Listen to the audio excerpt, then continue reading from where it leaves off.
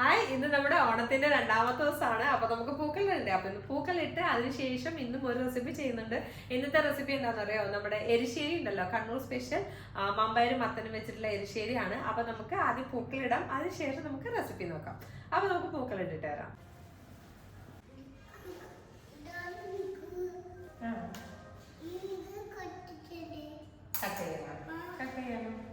നമുക്കിത് ആദ്യം ക്ലീൻ ചെയ്യാം.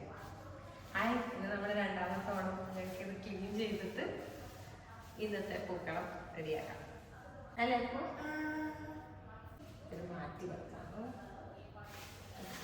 തുടച്ചു കൊടുക്കാം.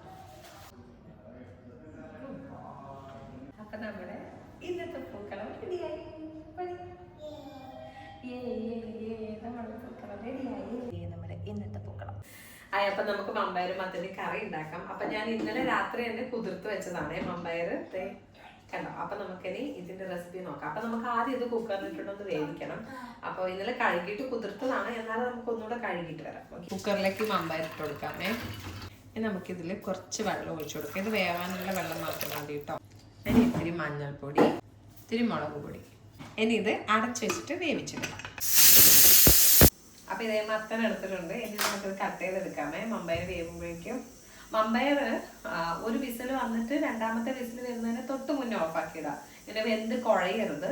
ഞങ്ങൾക്ക് ജസ്റ്റ് ഇങ്ങനെ കടിക്കാൻ കിട്ടുന്ന പാകത്തിന് അങ്ങനെ വേവിച്ചെടുക്കാമേ. പേയാക്കിയാ നമുക്ക് മാണ്ട് വന്നില്ല, വേവിക്കാം.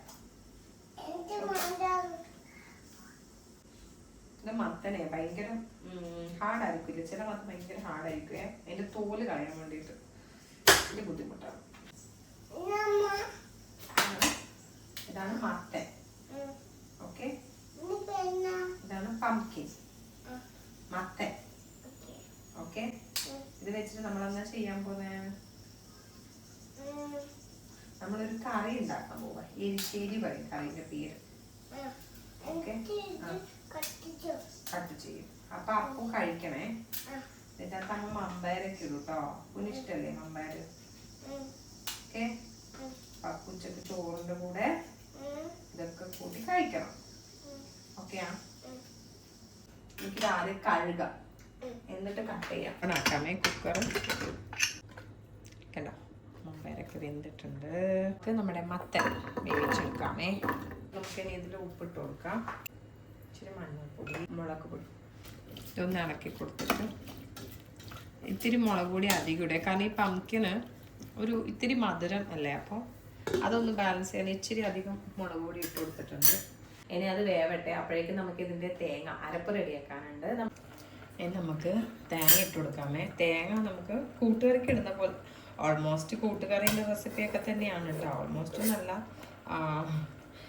കഷ്ണങ്ങളിലെ മാറ്റങ്ങൾ മാത്രമേ ഉള്ളൂ. ഇനി നമുക്ക് തേങ്ങ ഇട്ട് കൊടുക്കാം. എന്നിട്ട് തേങ്ങയും ജീരകം ഇട്ടിട്ട് ഒന്ന് ഒതുക്കാം. വേണമെങ്കിൽ ഈ അരപ്പിൻ്റെ കൂടെ നിങ്ങൾക്ക് ഇത്തിരി അല്ല, ഒരു പീസ് കുഞ്ഞുള്ളി കൂടെ വേണമെങ്കിൽ ചേർക്കാം. എനിക്കെന്തോ അതിൻ്റെ ടേസ്റ്റ് ഒട്ടും ഇഷ്ടമല്ല, അതുകൊണ്ട് ഞാൻ ചേർക്കുന്നില്ല. ഇത് ചെറിയ ജീരകം.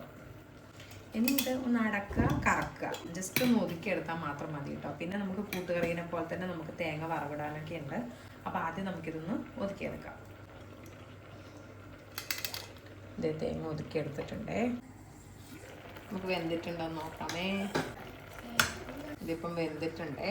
ഇനി നമുക്ക് നമ്മുടെ ഈ മമ്പയർ ഇതിലോട്ടൊക്കെ ഇട്ട് കൊടുക്കാം. അതുകൂടെ എളുപ്പത്തിൽ ഉണ്ടാക്കണമെങ്കിൽ നമ്മൾ ഈ മമ്പയറും മത്തനും കൂടെ ഒരുമിച്ച് കുക്കറിലിട്ടാലും മതി കേട്ടോ. അങ്ങനെയും വേണമെങ്കിൽ ചെയ്തെടുക്കാം, കുഴപ്പമൊന്നുമില്ല.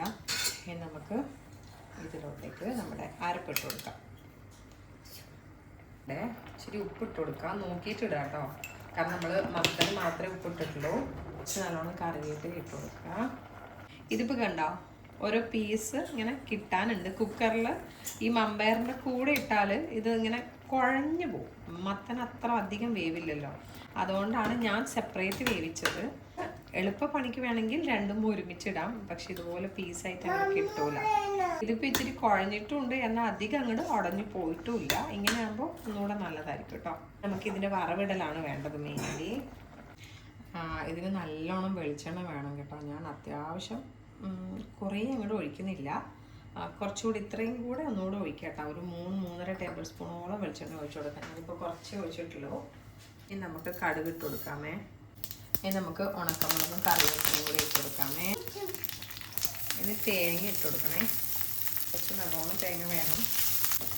ഇതുണ്ടല്ലോ നമ്മൾ കൂട്ടുകറിക്ക് വറവിടൂലേ, അതുപോലെ തന്നെ കേട്ടോ. നന്നായിട്ട് ബ്രൗൺ കളർ ആകുമ്പോൾ നമുക്ക് കറിയിലേക്ക് മിക്സ് ചെയ്ത് വെക്കാം. ഇതിപ്പോൾ കളറൊക്കെ മാറി വന്നിട്ടുണ്ട്. ഇനി നമുക്കിതിലേക്ക് കുരുമുളക് പൊടി ഇട്ട് കൊടുക്കാം. നമുക്കിനി കറിയിലേക്ക് ഇട്ട് കൊടുക്കാം. അപ്പം നമ്മുടെ എരിശ്ശേരി റെഡി. നന്നായിട്ടൊന്ന് മിക്സ് ചെയ്യുക. ഇപ്പം തന്നെ നന്നായിട്ട് കുറുകിയ. അപ്പോൾ ഇതേ നമ്മുടെ എരിശ്ശേരി റെഡി ആയിട്ടുണ്ട്. അപ്പോൾ ഓണം സദ്യക്ക് ഒന്ന് ട്രൈ ചെയ്യണം കേട്ടോ. ഓണം സദ്യക്കല്ല, നമുക്ക് വിഷു സദ്യക്കും കൂടെ ട്രൈ ചെയ്യാൻ കുഴപ്പമൊന്നുമില്ല. അപ്പോൾ ഇനി നമുക്ക് കമ്മിങ് ഓണാണല്ലോ വരുന്നത്.